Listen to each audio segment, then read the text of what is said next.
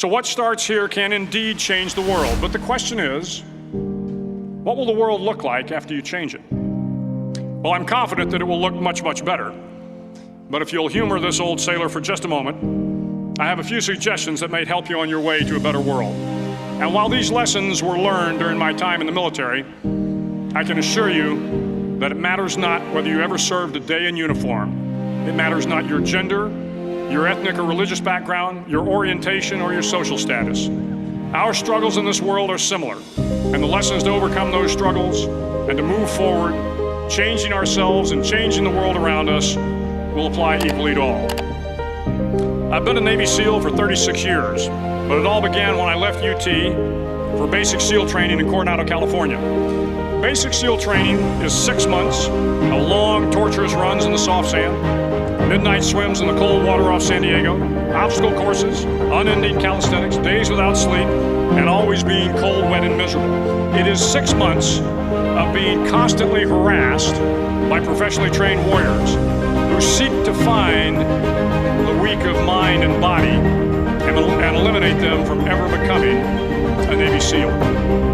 But the training also seeks to find those students who can lead in an environment of constant stress, chaos, failure, and hardships. To me, basic SEAL training was a lifetime of challenges crammed into 6 months. So here are the 10 lessons I learned from basic SEAL training that hopefully will be of value to you as you move forward in life. Every morning in SEAL training, my instructors, who at the time were all Vietnam veterans, would show up in my barracks room, and the first thing they'd do was inspect my bed. If you did it right, the corners would be square, the covers would be pulled tight, the pillow centered just under the headboard, and the extra blanket folded neatly at the foot of the rack.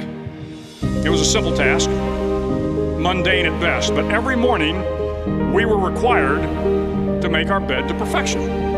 It seemed a little ridiculous at the time, particularly in light of the fact that we were aspiring to be real warriors, tough, battle-hardened SEALs. But the wisdom of this simple act has been proven to me many times over. If you make your bed every morning, you will have accomplished the first task of the day. It will give you a small sense of pride, and it will encourage you to do another task, and another, and another. And by the end of the day, that one task completed will have turned into many tasks completed. Making your bed will also reinforce the fact that the little things in life matter. If you can't do the little things right, you'll never be able to do the big things right. And if by chance you have a miserable day, you will come home to a bed that is made. That you made. And a made bed gives you encouragement that tomorrow will be better. So if you want to change the world, start off by making your bed. During SEAL training, the students are all broken down into boat crews. Each crew is 7 students, 3 on each side of a small rubber boat, and 1 coxswain to help guide the dinghy. Every day your boat crew forms up on the beach and is instructed to get through the surf zone and paddle several miles down the coast. In the winter, the surf off San Diego can get to be 8 to 10 feet high, and it is exceedingly difficult to paddle through the plunging surf unless everyone digs in. Every paddle must be synchronized to the stroke count of the coxswain. Everyone must exert equal effort, or the boat will turn against the wave and be unceremoniously dumped back on the beach. For the boat to make it to its destination, everyone must paddle. You can't change the world alone. You will need some help. And to truly get from your starting point to your destination takes friends, colleagues, the goodwill of strangers, and a strong coxswain to guide you. If you want to change the world, find someone to help you paddle. Over a few weeks of difficult training, my SEAL class, which started with 150 men, was down to just 42. There were now 6 boat crews of 7 men each. I was in the boat with the tall guys, but the best boat crew we had was made up of the little guys, the Munchkin crew, we call them. No one was over 5'5". The Munchkin boat crew had 1 American Indian, 1 African American, 1 Polish American, 1 Greek American, 1 Italian American, and 2 tough kids from the Midwest. They out-paddled, outran, and outswam all the other boat crews. The big men in the other boat crews would always make good-natured fun of the tiny little flippers the Munchkins put on their tiny little feet prior to every swim. But somehow these little guys from every corner of the nation and the world always had the last laugh, swimming faster than everyone and reaching the shore long before the rest of us. SEAL training was a great equalizer. Nothing mattered but your will to succeed, not your color, not your ethnic background, not your education, not your social status. If you want to change the world, measure a person by the size of their heart, not by the size of their flippers. Several times a week, the instructors would line up the class and do a uniform inspection. It was exceptionally thorough. Your hat had to be perfectly starched, your uniform immaculately pressed, your belt buckle shiny and void of any smudges. But it seemed that no matter how much effort you put into starching your hat, or pressing your uniform, or polishing your belt buckle, it just wasn't good enough.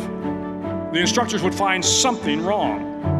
For failing the uniform inspection, the student had to run, fully clothed, into the surf zone. Then wet from head to toe, roll around on the beach until every part of your body was covered with sand. The effect was known as sugar cookie.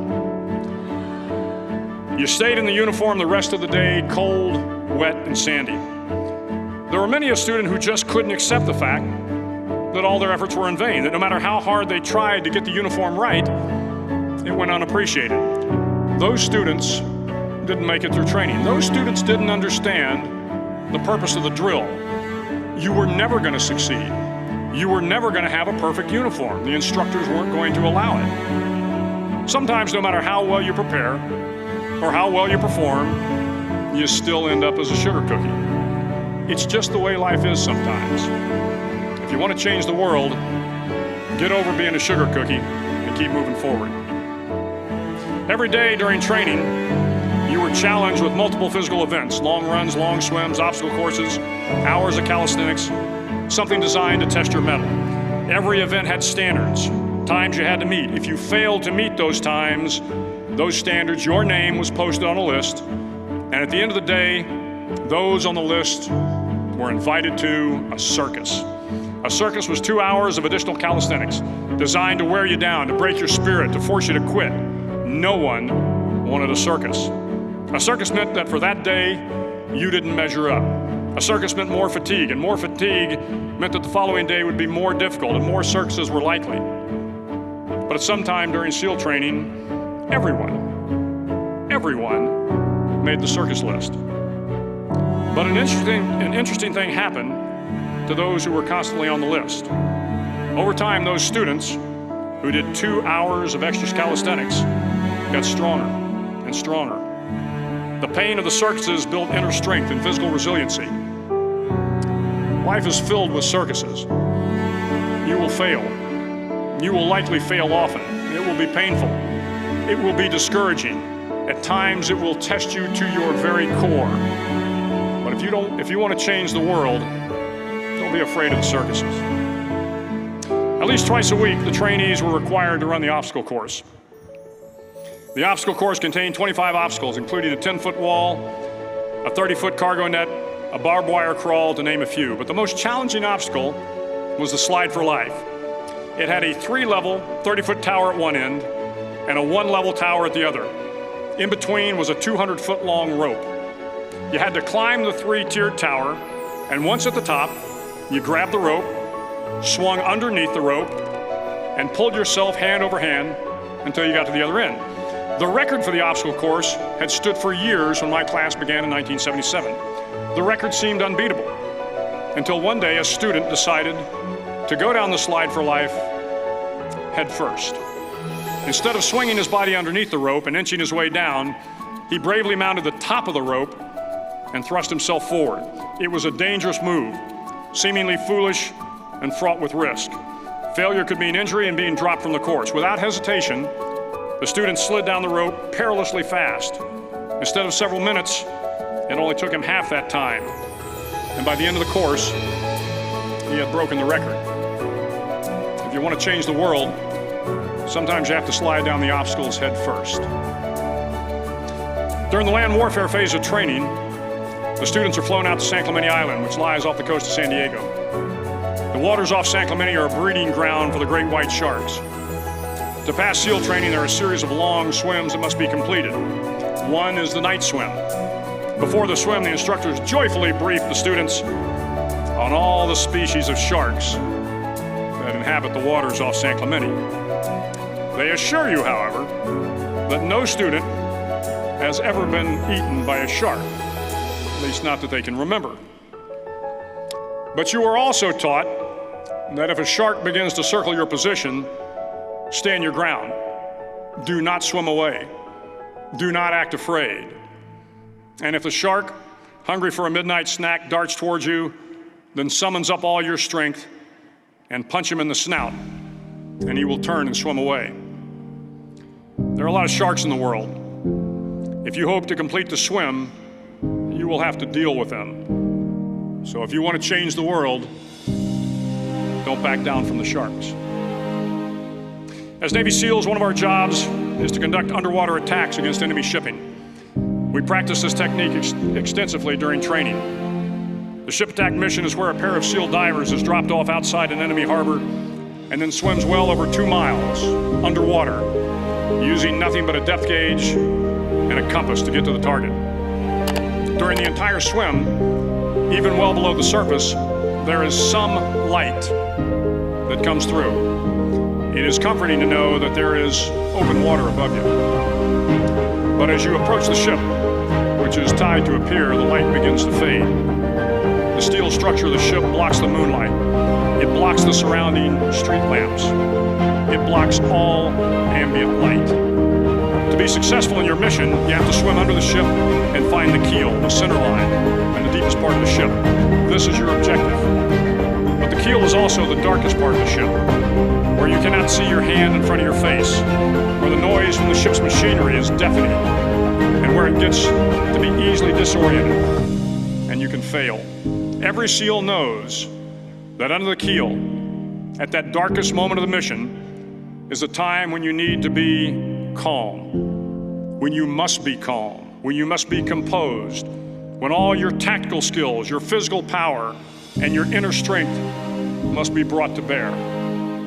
If you want to change the world, you must be your very best in the darkest moments. The 9th week of training is referred to as Hell Week. It is 6 days of no sleep, constant physical and mental harassment, and one special day at the Mud Flats. The Mud Flats are an area between San Diego and Tijuana where the water runs off and creates the Tijuana Sloughs, a swampy patch of terrain where the mud will engulf you. It is on Wednesday of Hell Week that you paddle down to the Mud Flats and spend the next 15 hours trying to survive the freezing cold, the howling wind, and the incessant pressure to quit from the instructors. As the sun began to set that Wednesday evening, my training class, having committed some egregious infraction of the rules, was ordered into the mud. The mud consumed each man till there was nothing visible but our heads. The instructors told us we could leave the mud if only 5 men would quit. Only 5 men, just 5 men, and we could get out of the oppressive cold. Looking around the mud flat, it was apparent that some students were about to give up. It was still over 8 hours till the sun came up. 8 more hours of bone-chilling cold. The chattering teeth and the shivering moans of the trainees were so loud, it was hard to hear anything. And then one voice began to echo through the night. One voice raised in song. The song was terribly out of tune, but sung with great enthusiasm. One voice became 2, and 2 became 3, and before long, everyone in the class was singing. The instructors threatened us with more time in the mud if we kept up the singing, but the singing persisted, and somehow the mud seemed a little warmer, and the wind a little tamer, and the dawn not so far away. If I have learned anything in my time traveling the world, it is the power of hope, the power of one person, a Washington, a Lincoln, King, Mandela, and even a young girl from Pakistan, Malala. One person can change the world by giving people hope. So if you want to change the world, start singing when you're up to your neck in mud. Finally, in SEAL training, there's a bell. A brass bell that hangs in the center of the compound for all the students to see. All you have to do to quit is ring the bell. Ring the bell, and you no longer have to wake up at 5 o'clock. Ring the bell, and you no longer have to be in the freezing cold swims. Ring the bell, and you no longer have to do the runs, the obstacle course, the PT, and you no longer have to endure the hardships of training. All you have to do is ring the bell to get out. If you want to change the world, don't ever ring the bell. To the class of 2014, you are moments away from graduating, moments away from beginning your journey through life, moments away from starting to change the world for the better. It will not be easy, but you are the class of 2014, the class that can affect the lives of 800 million people in the next century. Start each day with a task completed.